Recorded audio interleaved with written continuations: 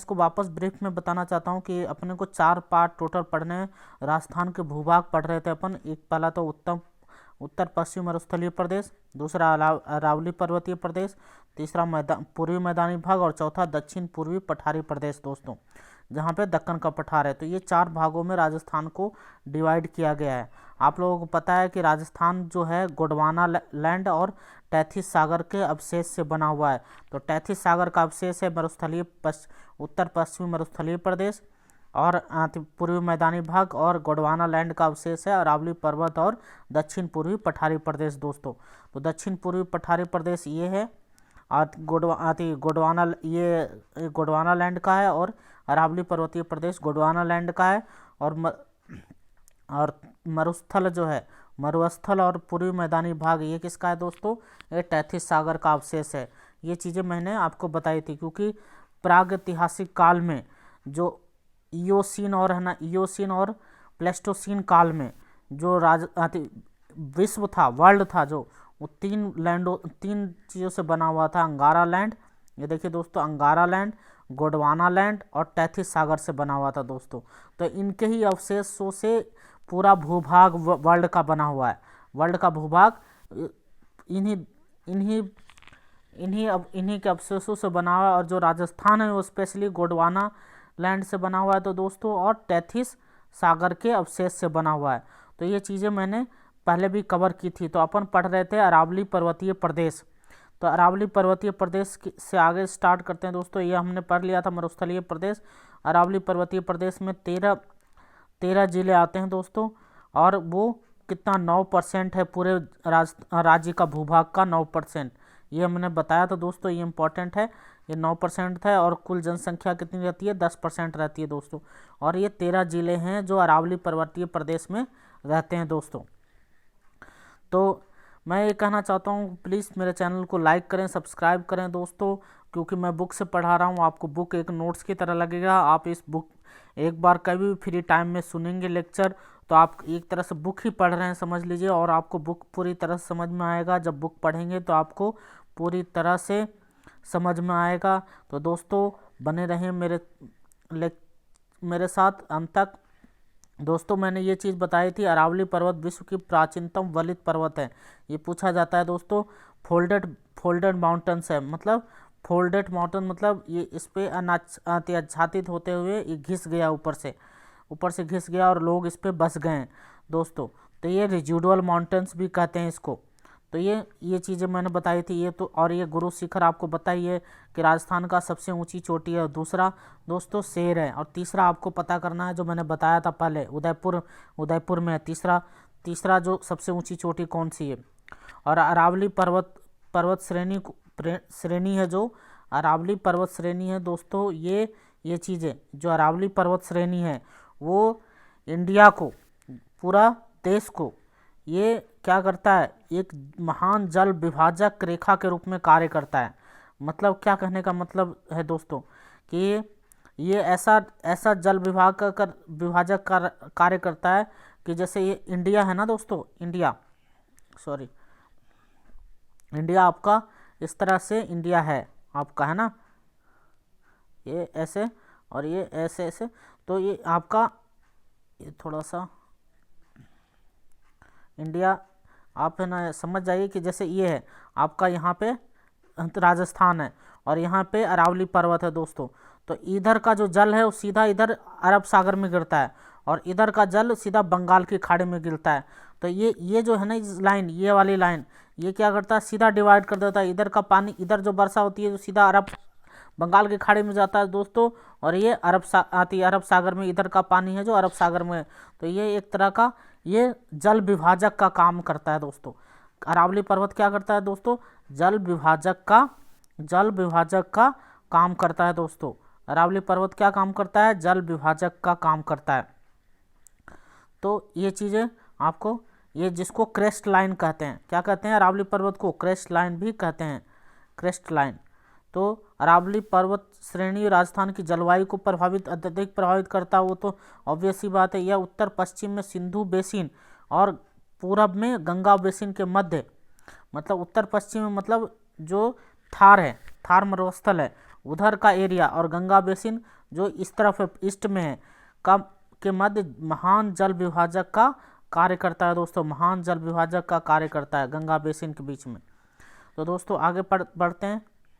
और इसकी पूर्व में गिरने वाली नदियों द्वारा बंगाल की खाड़ी में और पश्चिम में गिरने वाली पानी अरब सागर में ले जाता है। जो मैंने अभी बताया, इधर ये अरब सागर में जाता है और इधर ये बंगाल की खाड़ी। तो बंगाल की खाड़ी आप लोगों को पता है, इधर है बंगाल की खाड़ी पूरब में और पश्चिम में इधर क्या है, अरब सागर है दोस्तों, इंडिया का।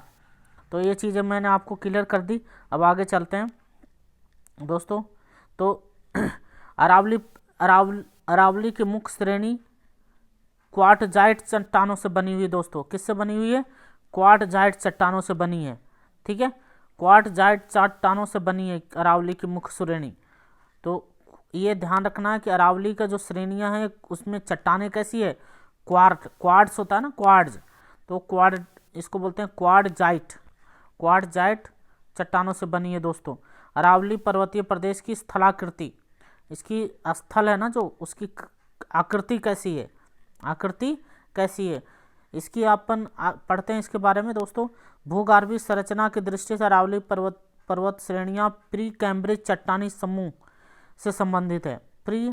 अरावली पर्वत जो श्रेणियां हैं वो प्री कैम्ब्रिज चट्टानी समूह से संबंधित है। ये पहले भी मैंने बताया था, ये वर्ड याद रखना आपको, प्री कैम्ब्रिज, कैम्ब्रिज यूनिवर्सिटी है ना, ये प्री कैम्ब्रिज चट्टानी समूह से संबंधित है इसकी पर्वत श्रेणियां।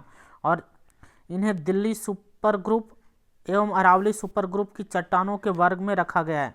तो देखिए, एक तो दो ग्रुप हैं, दिल्ली सुपर ग्रुप और अरावली सुपर ग्रुप, चट्टानों के दो ग्रुप हैं दोस्तों, दिल्ली सुपर ग्रुप और अरावली सुपर ग्रुप। इनको इस वर्ग में रखा गया है। किसको?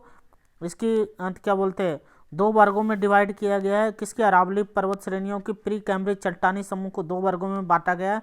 एक तो दिल्ली सुपर ग्रुप चट्टाने में और दूसरा अरावली सुपर ग्रुप चट्टानों में। मतलब जो कैम्ब्रिज चट्टाने हैं जो अरावली पर्वत में मिलते हैं उनको दो ग्रुपों में बांटा गया है। वो ये है अरावली सुपर ग्रुप और दिल्ली सुपर ग्रुप और अरावली सुपर ग्रुप, दो तरह की चट्टानों में डिवाइड किया गया है दोस्तों।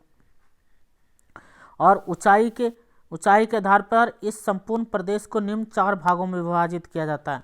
ऊंचाई के आधार पर विभाजित किया गया है दोस्तों।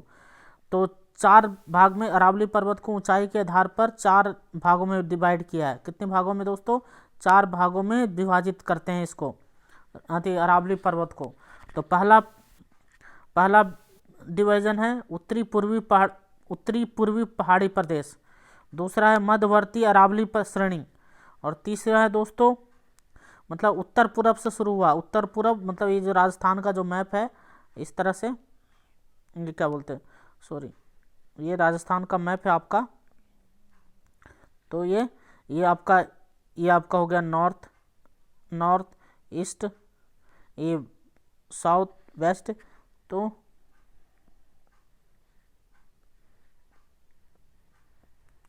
दोस्तों वेस्ट और ये, तो ये अपन स्टार्ट कहाँ से कर रहे हैं दोस्तों? उत्तर पूरब से। ये उत्तर पूरब यहाँ से कहाँ से शुरू कर रहे हैं दोस्तों? यहाँ से पार्ट से, और ये आपका वेस्ट हो गया। तो ये आपका उत्तर पूरब से शुरू हुआ, उत्तर पूरब पहाड़ी प्रदेश, फिर ये मध्यवर्ती अरावली श्रेणी, और तीसरा है दोस्तों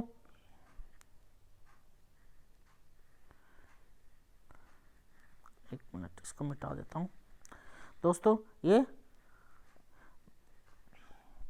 मेवाड़ की चट्टानी प्रदेश एवं भोरट का पठारी क्षेत्र, और मेवाड़ की चट्टानी प्रदेश तीसरा है दोस्तों। और चौथा है आबू पर्वत खंड, आबू रोड है ना, मतलब माउंट आबू पर्वत खंड। तो ये चार भागों में डिवाइड किया है दोस्तों ये अरावली पर्वत को। तो अरावली पर्वत को कौन कौन से चार भागों में डिवाइड किया है दोस्तों? ये आपको मैंने बताया, उत्तरी पूर्वी पहाड़ी प्रदेश। ये उत्तरी पूर्वी पहाड़ी प्रदेश क्या है? अरावली पर्वतीय प्रदेश क्षेत्र का यह भाग जयपुर के सांभर झील के उत्तर पूर्व में राजस्थान हरियाणा सीमा तक फैला हुआ है दोस्तों। ये जो पार्ट है, ये पर्वतीय प्रदेश जयपुर के सांभर झील और उत्तर पूर्व में राजस्थान के हरियाणा सीमा उत्तर पूर्व में ही है दोस्तों, हरियाणा तक फैला है। और इसमें जयपुर जिले के उत्तर पूर्व में स्थित शेखावटी एवं तोराबाटी की क्षेत्र की पहाड़ियाँ, जयपुर अलवर की पहाड़ियाँ शामिल हैं इस भाग का। अभी इसमें देखिए मेन चीज़ तो आपको ये ध्यान रखना है, क्वार्टजाइट, बार बार बना रहा हूँ, फाइलाइट शैलों से निर्मित है।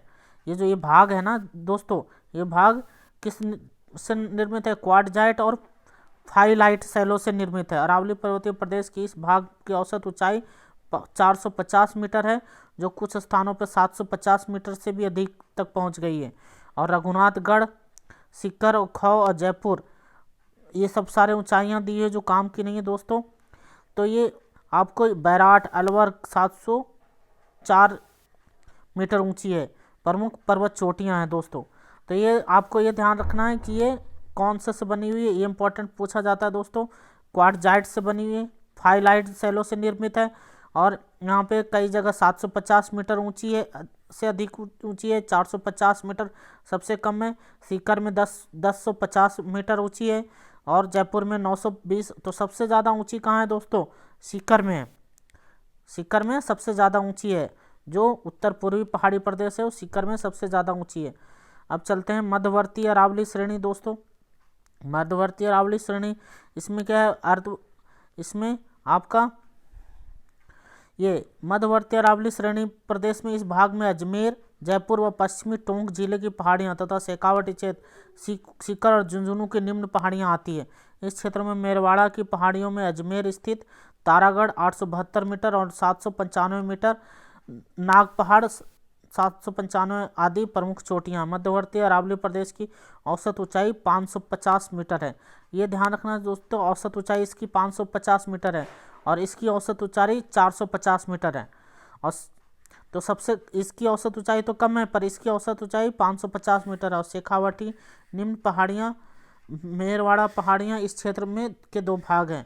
शेखावटी निम्न पहाड़ियाँ और मेरवाड़ा पहाड़ियाँ, इनका ये दोनों निम्न आती, दो पार्टों में डिवाइडेड है, दो भागों में डिवाइड किया है दोस्तों। अब मेरवाड़ा की चट्टानी प्रदेश एवं भोरट का पठारी प्रदेश। ये भोरट का पठारी प्रदेश के बारे में कई बार क्वेश्चन पूछा जाता है दोस्तों, इसको ध्यान से सुने। अरावली श्रेणी की इस भूभाग में उदयपुर आता है दोस्तों, राजसमंद, चित्तौड़गढ़, प्रतापगढ़, सिरोही, ये मेवाड़ की चट्टानी प्रदेश। मेवाड़ इसी को कहते हैं, इधर इसी एरिया को उदयपुर, डूंगरपुर, राजसमंद। तो ये पूर्वी भाग की पहाड़ियाँ सम्मिलित की जाती है। आबू पर्वत खंड के अलावा अरावली पर्वत श्रेणी का उच्चतम भाग कुंभलगढ़ और गोगुंदा के बीच, जो उदयपुर के उत्तर पश्चिम में स्थित भोरट का पठार है, जिसकी औसत ऊंचाई कितनी है दोस्तों? 1225 मीटर है। राज्य की तीसरी सर्वोच्च चोटी जरगा, अभी मैंने बताया था ना, तीसरी सर्वोच्च चोटी जरगा, जो उदयपुर में है। जरगा, इसका क्या नाम है दोस्तों? पहली तो गुरु शिखर, दूसरी शेर और तीसरी जरगा है, और भी इसी क्षेत्र में स्थित है। इस पठार का स्वरूप संश्लिष्ट गांठ के रूप में है। इस पठार का स्वरूप कैसा है दोस्तों? संश्लिष्ट गांठ के रूप में। इस भाग में जयसंबंध झील के पूर्व में लासड़िया का अनियमित धरातल वाला कटा फटा पठार है दोस्तों। इस क्षेत्र की अन्य चोटियां गोगुंदा, सायरा, कोटड़ा आदि हैं। इस क्षेत्र में भारत का महान जल विभाजक रेखा उदयपुर से मुड़कर दक्षिण पश्चिम की ओर चली जाती है। उदयपुर से मुड़कर किधर चली जाती है? दक्षिण पश्चिम की ओर, जो अरब सागर में गिरती है जाके। तो अब चौथा है दोस्तों आबू पर्वत खंड। क्या है दोस्तों? आबू पर्वत खंड। तो आबू पर्वत खंड में क्या है दोस्तों? अरावली पर्वतीय क्षेत्र का उच्चतम भाग व आबू पर्वत खंड है, जो सिरोही जिले में अवस्थित है, और इसका समुद्र तल से औसत ऊंचाई कितनी है दोस्तों? 1200 मीटर से भी अधिक है, और इसमें ग्रेनाइट चट्टानों का बहुलता है। और आबू पर्वत खंड लगभग 19 किलोमीटर लंबा और 8 किलोमीटर चौड़ा है, और यह एक अनियमित पठार है। स्थलाकृति की दृष्टि से इसे एक विशाल इंसेल वर्ग कहा जा सकता है। आबू पर्वत से सटा हुआ उड़िया पठार, जो राज्य का सर्वोच्च ऊंचा पठार है, मैंने आपको पीछे बताया था, सबसे ऊंची चोटी गुरु शिखर के नीचे है। और इसी क्षेत्र में राज्य का दूसरी सर्वोच्च चोटी शेर भी है, जो 1597 मीटर है। भीलवाड़ा और अंचलगढ़ 1380 मीटर स्थित है। तो दोस्तों ये जो ऊंचाई है ना दोस्तों, ये समुद्र तल से ली जाती है। तो ये 1360 मीटर। तो ये आपको मैंने बताया था, उड़िया पठार सबसे ऊंचा राज्य का पठार है। और स्थलाकृति की दृष्टि से इसे एक विशाल इंसल वर्ग कहा जाता है। इंसल वर्ग, ये इंपॉर्टेंट है दोस्तों, इंसल वर्ग कहा जाता है। यह एक अनियमित पठार है और इसकी स्थलाकृति कैसी है दोस्तों, इंसल वर्ग की तरह है। ये जो आबू पर्वत खंड है वो एक अनियमित पठार है। कैसा है, अनियमित पठार। स्थला मतलब इसकी आकृति कैसी है दोस्तों, इंसल वर्ग की तरह। और समुद्र तल से इसकी औसत ऊंचाई 1200 मीटर है। तो दोस्तों इसमें ये सिरोही जिले में अवस्थित है आबू पर्वत खंड, ये इम्पोर्टेंट है। और ये आपको मैंने बता ही दिया कि सबसे पहला जो तीसरी जो ऊंची चोटी कौन सी है, जो उदयपुर में है। उदयपुर में आपको मैंने बताया था कि उदयपुर में जरगा, दोस्तों जरगा उदयपुर में तीसरी, ये पूछा जाता है कई बार। जरगा सबसे ऊंची चोटी है उदयपुर में, उदयपुर में है। और दोस्तों आगे चलते हैं। आबू पर्वत खंड के पश्चिम में जसवंतपुरा की पहाड़ियाँ, जिसमें डोरा पर्वत प्रमुख चोटी है। आगे चलते हैं दोस्तों। आबू पर्वत खंड के पश्चिम में जसवंतपुरा की पहाड़ियाँ हैं। कहाँ है दोस्तों, आबू पर्वत खंड के पश्चिम में जसवंतपुरा की पहाड़ियाँ, जिसमें डोरा पर्वत प्रमुख चोटी है। डोरा पर्वत क्या है जो दोस्तों प्रमुख चोटी, आबू पर्वत खंड के पश्चिम में जसवंतपुरा की पहाड़ियाँ। अभी मैंने लेक्चर के शुरू में बताया था कि जसवंतपुरा की पहाड़ियाँ कहाँ पे है। तो दोस्तों सिवाना की ग्रेनाइट पहाड़ियाँ, जिन्हें 56 की पहाड़ियाँ कहते हैं, ये इम्पोर्टेंट है दोस्तों। सिवाना की ग्रेनाइट पहाड़ियाँ, जिन्हें 56 की पहाड़ियाँ एवं नाकोड़ा पर्वत भी कहते हैं, जिसे नाकोड़ा पर्वत इसी क्षेत्र में स्थित है। और जालोर पर्वतीय प्रदेश क्षेत्र का प्रमुख चोटियाँ इसराना भाकर, रोजा भाकर और झरोला भाकर आदि हैं। तो दोस्तों जालोर की प्रमुख चोटियाँ कौन सा है, इसराना भाकर, रोजा भाकर और झरोला भाकर आदि हैं। अरावली के उत्तर पूर्वी छोर पर पोतवार का पठार है। ये इंपॉर्टेंट है दोस्तों, ये पूछा गया है। उत्तर पूर्वी छोर पर कौन सा क्या है दोस्तों, पोतवार का पठार। अरावली पर्वत श्रेणी का स्वरूप अजमेर में सिरोही होते हुए, दोस्तों अजमेर में अरावली पर्वत श्रेणी का स्वरूप अजमेर से सिरोही होते हुए गुजरात तक तानपुरे के समान है। देखिए कैसा है दोस्तों, अरावली पर्वत का स्वरूप कैसा है दोस्तों, पर्वत श्रेणी का स्वरूप अजमेर से सिरोही होते हुए गुजरात तक तानपुरे के समान है। और यह उत्तर पूर्व में कम चौड़ी, संकरी और नीचे से दक्षिण पश्चिम में अधिक चौड़ी व विस्तृत है। ये देखिए तानपुरे के समान है, ये कई बार पूछा जाता है दोस्तों। अरावली पर्वत का स्वरूप अजमेर से सिरोही तक होते हुए गुजरात तक की तानपुरे के समान है दोस्तों।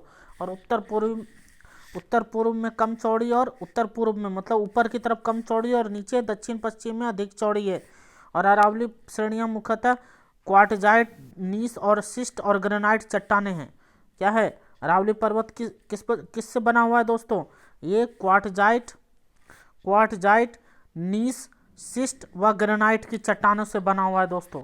तो ये इंपॉर्टेंट है, कई बार पूछा जाता है। क्वार्टजाइट, नीस, शिस्ट और ग्रेनाइट, ये कई बार पूछे जाते हैं, याद रखना चाहिए दोस्तों। क्वार्टजाइट, नीस, शिस्ट और ग्रेनाइट। आगे चलते हैं दोस्तों। अरावली से निकली नदियों की घाटियों में कई प्राचीन सभ्यताएं हैं। जैसे ये देखिए दोस्तों, अरावली से निकली नदियों की घाटियों में कई प्राचीन सभ्यताएं हैं, जैसे आहड़ सभ्यता, वलाथल सभ्यता और बागोर सभ्यता आदि विकसित हुई थी। आबू पर्वत पर स्थित राज्य की सबसे ऊंची पर्वत चोटी गुरु शिखर हिमालय एवं नीलगिरी पर्वतों के मध्य की सबसे ऊंची चोटी है। तो देखिए गुरु शिखर हिमालय व नीलगिरी पर्वतों के मध्य की सबसे ऊंची है, मतलब नीलगिरी और हिमालय के मध्य की है ये गुरु शिखर ऊंची चोटी। और इस पर्वतीय क्षेत्र में मुख्यतः ढाक, गूलर, अड़हर, जामुन, गुल्लर, शीशम, आंवला, नीम और बेड़र आदि वनस्पतियां पाई जाती है। सिवाना, जालोर और बाड़मेर में सिवाना है जो पर्वतीय क्षेत्र, सिवाना पर्वतीय क्षेत्र में स्थित गोलाकार पहाड़ियाँ 56 की पहाड़ियाँ के नाम से जानी जाती है। ये ध्यान रखना दोस्तों, ये गोलाकार पहाड़ियाँ हैं जो कहाँ है, सिवाना आती है, जालोर और बाड़मेर में गोलाकार पहाड़ियों को 56 की पहाड़ियाँ कहते हैं। और वो जालोर और बाड़मेर, यही नौकोड़ा पर्वत स्थित है, यहीं पे नाकोड़ा पर्वत भी स्थित है। और यहाँ ग्रेनाइट की चट्टानों का बाहुल्य है, इसलिए जालोर को ग्रेनाइट नगरी भी कहते हैं। जालोर को क्या कहते हैं दोस्तों, ग्रेनाइट नगरी कहते हैं। और इसी पर्वतमाला का विस्तार उत्तर पूर्व से दक्षिण पश्चिम तक अरब सागर से आने वाली दक्षिण पश्चिमी मानसूनी पर्वत पवनों की दिशा के समानांतर है। दोस्तों ये देखिए, इस पर्वतमाला का विस्तार उत्तर पूर्व से, देखिए देखिए मैं क्या कहना चाहता हूँ दोस्तों, इस पर्वतमाला का विस्तार उत्तर पूर्व से दक्षिण पश्चिम तक, सॉरी ये देखिए, इस पर्वतमाला का विस्तार उत्तर पूर्व से दक्षिण पश्चिम तक अरब सागर से आने वाली दक्षिण पश्चिमी मानसूनी पवनों के दिशा के समांतर है। फलस्वरूप ये पवनें राजस्थान में बिना वर्षा किए उत्तर दिशा में चली जाती है और राज्य का पश्चिमी क्षेत्र सूखा रह जाता है। क्या बात समझ में आई दोस्तों? दोस्तों इसका मतलब ये है कि जो अपना राजस्थान है इस तरह से, ये इस तरह से, तो जो ये है ना, जो ये यहाँ पे जो बंगाल की अरब सागर से जो मानसून निकलती है दोस्तों, अरब सागर से जो मानसून निकलती है वो अरावली की पर्वत ये है, आपका अरावली का पर्वत तो ये है ना दोस्तों। अब इससे जो हवा आई वो सीधा सीधा ऐसे उत्तर की तरफ चल के इधर बाहर निकल जाती है। ये जो अरावली की पर्वत है ना वो अंदर आने ही नहीं देती है, जिससे यहाँ पे वर्षा होती नहीं और सीधा मानसूनी हवाएं सीधा इसके समांतर होती हुई अरावली पर्वत के समांतर सीधा आदि उत्तर में चली जाती है, पूरी तरह से उत्तर में चले जाती है। और इसलिए ये पूरा दक्षिणी भाग अपना अति पश्चिमी भाग राजस्थान का सूखा रहता है, मरुस्थलीय बारिश नहीं होती है। तो बारिश नहीं होने का वजह क्या है दोस्तों, अरावली पर्वत, जो अरावली पर्वत समांतर हो जाती है अति अरब सागर से उठने वाली मानसून को समांतर करके, मतलब उससे उधर जाने नहीं देती और सीधा उत्तर की तरफ बहा देती है, राजस्थान में फैलने नहीं देती है दोस्तों, और सीधा उत्तर की तरफ चली जाती है और बिना वर्षा हुए आगे बढ़ जाती है वो, क्योंकि समांतर अगर इसके बीच में आती दोस्तों तो यहीं पे अवक्षेपण हो जाता और बारिश हो जाती राजस्थान में। पर ये जो पर्वतमाला है ये दोस्तों, ये जो पर्वतमाला है अति अरावली, वो समांतर पड़ जाती है इस मानसून के जो हवाएं हैं, ये जो मानसूनी हवाएं हैं जो अरब सागर से उठती है ये इसके समांतर हो जाती है। मतलब ये पहाड़ तो ऐसे है और हवाएं भी ऐसे ऐसे निकल जाती है और उत्तर से होते हुए निकल जाती है ऊपर, और ये इधर नहीं जाती है और यहाँ पे बारिश नहीं होने देती है, सीधा हवा निकलती है और इधर उधर चली जाती है। कभी कभी गर्मियों में इसलिए बारिश हो जाती है क्योंकि ये हवा यहाँ से खींचती है, क्योंकि यहाँ पे कम दबाव का हवा उत्पन्न हो जाती है, कम दबाव वाला एरिया उत्पन्न हो जाता है, तो इसलिए यहाँ से हवाएं उठ के यहाँ एरिया में तो आती है पर कम वर्षा कराती है, वर्षा तो कराती है पर कम कराती है और सीधा आगे निकल जाती है मानसूनी हवाएं, वो जो ऊपर चली जाती है नॉर्थ में। तो दोस्तों यही वजह है कि राजस्थान पूरा मतलब ये थार मरुस्थल पूरा सूखा रह जाता है। इस प्रदेश में वन्य जीव अभयारण्यों में विविध जंगली जीव जंतु पाए जाते हैं दोस्तों। ये तो आप लोगों को पता है कि बहुत जंगली जीव जंतु पाते हैं और पर्यटकों के आकर्षण का केंद्र भी है। अरावली पर्वत पश्चिम मरुस्थल के पूर्व में विस्तार को रोकता है। अब ये भी है कि अरावली पर्वत आपका है ना जो रेगिस्तान है, रेगिस्तान को पूरब में आने से रोकता है। मतलब आपका ये जो राजस्थान है इसको यहाँ से ये जो थार मरुस्थल है इसको इधर फैलने से, पूरब की तरफ फैलने से रोकता है ये, क्योंकि अरावली पर्वत ऐसे बीच में ऐसे आ जाती है और हवाएं तो मानसूनी हवाएं ऐसे निकल जाती है उत्तर में। तो दोस्तों इस चीज़ को आपको ध्यान रखनी है। तो आपको मैप अगर ध्यान है तो ये सब सारे चीज़ें आपको इजीली याद हो जाएगी। अब आते हैं अपन पूर्वी मैदानी भाग में। पूर्वी मैदानी भाग मैंने 4 भाग बताए थे आपको दोस्तों। एक तो थार मरुस्थल, दूसरा आपका हो गया अरावली पर्वतीय प्रदेश, तीसरा हो गया पूर्वी मैदानी भाग, और चौथा आएगा दक्षिणी पूर्वी पठारीय प्रदेश। तो अपन अब दूसरा स्टार्ट कर रहे हैं, जिसमें 10 जिले आते हैं। कितने जिले आते हैं दोस्तों? ये 10 जिले आते हैं, जिसमें आते हैं जयपुर, भरतपुर, दौसा, सवाई माधोपुर, धौलपुर, करौली, टोंक, अलवर व अजमेर की कुछ भाग तथा बांसवाड़ा। ये 10 जिले पूर्वी मैदान में आते हैं दोस्तों। किस में आते हैं? पूर्वी मैदान में।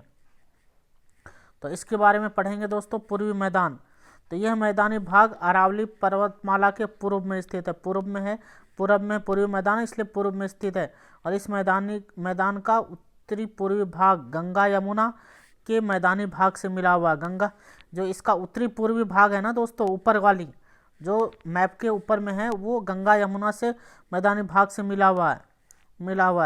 गंगा उत्तरी पूर्वी भाग गंगा यमुना के मैदानी भाग से मिला हुआ है दोस्तों। इसका ढाल पूर्व की ओर है। इसका ढाल किधर है दोस्तों? पूर्व की ओर।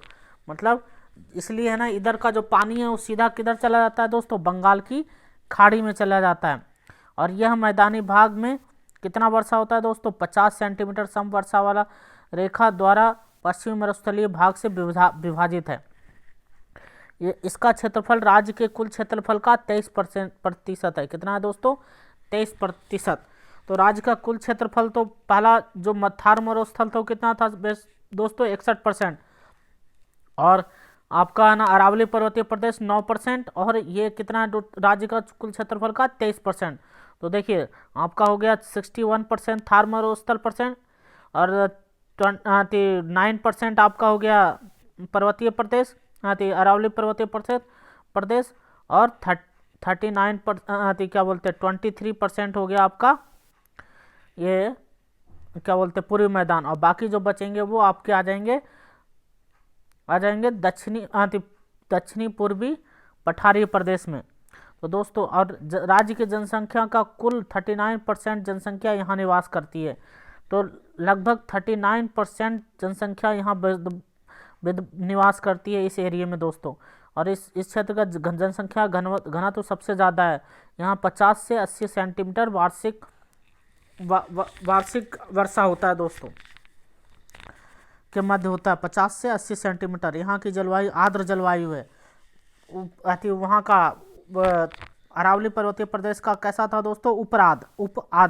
उप आर्द्र मतलब पूरी तरह से आर्द्र नहीं, उपाद्र। और यहाँ का कैसे है दोस्तों? आर्द्र जलवायु है। और यहाँ की जो मिट्टी है जलोढ़ और दोमट मिट्टी है, मतलब उपजाऊ मिट्टी है। जलोढ़ मिट्टी है और दोमट मिट्टी है दोस्तों। इसमें पानी डालने पे बहुत अच्छी उपजाऊ होती। और 56 का मैदान, यहाँ पे 56 का जो भाटी मैदान कहते हैं, बांसवाड़ा प्रतापगढ़ डूंगरपुर मध्यवर्ती मैदान भाग में विस्तृत है। बांसवाड़ा प्रतापगढ़ डूंगरपुर के मध्यवर्ती मैदान में विस्तृत है। और कृषि मुख्य व्यवसाय यहाँ का गेहूँ, जौ, चना, जवार, मक्का, बाजार, तिलहन, सरसों, दालें, ये सब गन्ना आदि उत्पादन होता है यहाँ दोस्तों। तो क्योंकि यहाँ पे वर्षा अच्छी होती है और ज़मीन भी अच्छा है, तो यहाँ दोस्तों सब कुछ होता है लगभग। गेहूँ, जौ, चना, जवार, मक्का, बस चावल नहीं है दोस्तों। चावल नहीं होता, जौ होता है, चना, जवार, बाजरा, तिलहन, दालें, मूंग, उड़द दाल, गन्ना सब होती है। इस क्षेत्र में कुओं द्वारा सिंचाई अधिक होती है। चावल के लिए दोस्तों ज़्यादा पानी चाहिए। चावल पैदा करने के लिए बहुत पानी चाहिए, इसलिए चावल तो नहीं होता, बाकी सब होते हैं यहाँ पे, गेहूँ, जौ, चना, जवार। इस प्रदेश का ढाल पूर्व दिशा में है, मतलब ढाल अभी मैंने बताया पूर्व दिशा में है कि पूर्व की तरफ बहता है। अतः सभी नदियाँ पश्चिम से कहाँ जाती है? पूर्व की ओर बहकर बंगाल की खाड़ी में अपना जल ले जाती है। और ये कहाँ जाती है दोस्तों? पश्चिम की तरफ बहाकर बंगाल की खाड़ी में अपना जल गिराती है। और दक्षिणी मैदान क्षेत्र का ढाल पश्चिम में होने के कारण माही नदी खंभात की खाड़ी में गिरती है। दक्षिणी मैदानी क्षेत्र का ढाल पश्चिम में होने के कारण दक्षिणी मैदानी भाग क्षेत्र का ढाल पश्चिम में होने के कारण माही नदी खंभात की खाड़ी में गिरती है। तो ये चीज़ ध्यान रखनी है। दक्षिणी मैदान क्षेत्र का ढाल पश्चिम में होने के कारण, देखिए ये इंपॉर्टेंट है, दक्षिणी मैदानी क्षेत्र का ढाल पश्चिम की तरफ होने के कारण माही नदी खंभात की खाड़ी में गिरती है। ये इंपॉर्टेंट है दोस्तों, कई बार पूछता है कि जो माही नदी है वो कहाँ गिरती है, खम्पात की खाड़ी में गिरती है न, ये उसमें बंगाल की खाड़ी में नहीं गिरती है दोस्तों। नहरें, भरतपुर नहर और गुड़गांव नहर है दोस्तों, दो नहरें हैं यहाँ पे। कौन से एरिया में, पूर्वी मैदान में, पूर्वी मैदान, भरतपुर नहर और गुड़गांव नहर, भरतपुर नहर और गुड़गांव। चंबल की बीहड़ व कंदराएं, चंबल की बीहड़ व कंदराएं यहाँ की मुख्य विशेषताएं। तो चंबल की जो बीहड़ है ना, बीहड़ और कंदराएं हैं, कंदराएं जो बहुत घना जंगल है यहाँ पे, यहाँ की मुख्य विशेषता है। चंबल बेसिन का ढाल, चंबल बेसिन का ढाल जो है दक्षिण से उत्तर की ओर, और बनास बेसिन का ढाल, बनास बेसिन का ढाल उत्तर पूर्व व पूर्व की ओर, तथा माही बेसिन का ढाल पश्चिम से गुजरात राज्य की तरफ है दोस्तों। ये इंपॉर्टेंट है, ये थोड़ा ध्यान रखना है कि आपका चंबल बेसिन का ढाल तो दक्षिण से किधर, ये देखिए आपका, ये आपका साउथ है, और ये आपका नॉर्थ है, ईस्ट है, और ये वेस्ट है। तो इसका जो ढाल है कौन सा, इस मैदान का भाग दक्षिणी पूर्वी, ये सॉरी, चंबल बेसिन का ढाल, चंबल बेसिन का ढाल दक्षिण से उत्तर की ओर, दक्षिण से, साउथ से किधर है दोस्तों, ऊपर की तरफ, उत्तर की ओर चंबल बेसिन का ढाल। और एवं बनास बेसिन का ढाल किधर है दोस्तों, उत्तर पूर्व से, इधर उत्तर पूर्व से किधर है, पूरब की ओर, मतलब ये उत्तर पूर्व से ऐसे है दोस्तों, ऐसे उत्तर पूर्व से उत्तर पूर्व की ओर। तथा माही बेसिन का ढाल पश्चिम से गुजरात की तरफ, पश्चिम से माही बेसिन का ऐसे गुजरात की तरफ, ऐसे ढाल दोस्तों की तरफ है।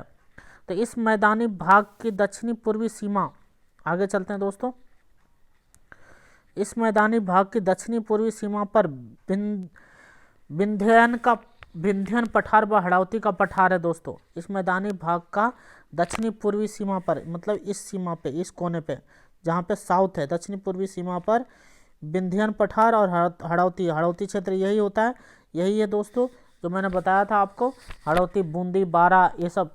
तो ये विंध्यन पठार व हड़ौती का पठार स्थित है। इस बेसिन के पश्चिमी भाग देवगढ़ के आसपास का पीडमांट का मैदान कहते हैं। क्या कहते हैं, इस बेसिन के पश्चिमी भाग को देवगढ़ के आसपास को पीडमांट का मैदान कहते हैं। और इस पूर्वी मैदानी भाग को निम्न तीन उप विभागों में, पूर्वी मैदान भाग को निम्न तीन उपभागों में विभाजित किया गया है दोस्तों। ये अपन निम्न तीन भागे कौन कौन से हैं दोस्तों, ये देख लेते हैं जल्दी से, क्योंकि लेक्चर काफ़ी लंबा हो जाएगा। तो ये तीन भाग आपको याद रखने हैं। बनास बेसिन कौन कौन से दोस्तों, बनास बेसिन, चंबल बेसिन और छप्पन बेसिन। तो ये इम्पॉर्टेंट है दोस्तों कि बनास बेसिन जो इसको पूर्वी भाग को, पूर्वी जो राजस्थान का पूर्वी मैदान है, इसको तीन भागों में डिवाइड किया है, बनास बेसिन, चंबल बेसिन और छप्पन बेसिन। तो बनास व उसकी सहायक नदियों, बनास की सहायक नदियां कौन सी है दोस्तों, याद रखना, खारी, मोरेल, बेड़च और मेनाल और कोठारी, कालीसील, मासी आदि द्वारा संचित यह मैदानी भाग दक्षिण में मेवाड़ का मैदान, उत्तर में मालपुरा करौली का मैदान कहलाता है। इस मैदान की अधिकतम ऊंचाई पश्चिम में राज संबंध की तरफ है तथा उस सबसे ऊंचा भाग देवगढ़ के समीप है दोस्तों। और ये जो चीज़ें हैं ना, इसके बारे में और नेक्स्ट लेक्चर में डिटेल में बताऊंगा। चंबल बेसिन का सहायक, चंबल बेसिन क्षेत्र की स्थलाकृति उत्खात स्थलाकृति है, मतलब बैडलैंड टोपोग्राफी है। उत्खात मतलब बैडलैंड, अच्छा टोपोग्राफी नहीं है चंबल ग्राफ, क्योंकि यहाँ पे विशाल बीहड़ है जहाँ पे चोर डाकुओं का आतंक रहता है। यहाँ पे ये देखिए, क्योंकि यहाँ पे पहाड़ों और पठारों से निर्मित है। ये पूरा कैसा निर्मित है, और इस मैदानी क्षेत्र में कोटा, बूंदी, सवाई माधोपुर, धरौली का क्षेत्र आता है। और छप्पन बेसिन माही व उसकी सहायक नदियों से बना हुआ है, जो माही और उसकी सहायक नदियों द्वारा सिंचित राजस्थान की दक्षिणी भाग बांगड़ नराम में प्रसिद्ध है, वागड़। तो दोस्तों ये है छप्पन बेसिन में दक्षिण पूर्वी उदयपुर दक्षिणी बांसवाड़ा, प्रतापगढ़, डूंगरपुर के क्षेत्र शामिल है। इस क्षेत्र के ढाल का इस क्षेत्र का ढाल पूर्णांक अधिक है और जो पूर्व से पश्चिम की ओर है। तो दोस्तों ये जो टॉपिक है मैं नेक्स्ट लेक्चर में और कवर करूँगा। आज के लिए बस इतना ही। दोस्तों एक चीज़ और बता देता हूँ कि आप ये 3 चीज़ें याद रखिए मेन। तो ये बनास बेसिन जो 3 भागों में पूर्वी मैदान को बनास बेसिन, चंबल बेसिन और छप्पन बेसिन, ये 3 बेसिन में डिवाइड किया गया है। और एक ये इंपॉर्टेंट याद रखना है दोस्तों कि बनास की सहायक नदियाँ कौन सी? खारी, मोरेल, बेड़च, मेनाल, कोठारी, कालीसील, मासी। और इसी तरह से माही नदी का सहायक नदियाँ कौन सी है दोस्तों? माही एवं उसके सहायक नदियों द्वारा संचित बांगड़ नाम से प्रसिद्ध है। तो ये दोस्तों ये चीज़ें याद रखनी है आप लोगों को। मिलते हैं नेक्स्ट लेक्चर में। प्लीज़ मेरे चैनल को सब्सक्राइब करें, लाइक करें दोस्तों, फ्री ऑफ कॉस्ट है। मैं आपके लिए बहुत मेहनत कर रहा हूँ दोस्तों। ठीक है दोस्तों, मिलते हैं नेक्स्ट लेक्चर में।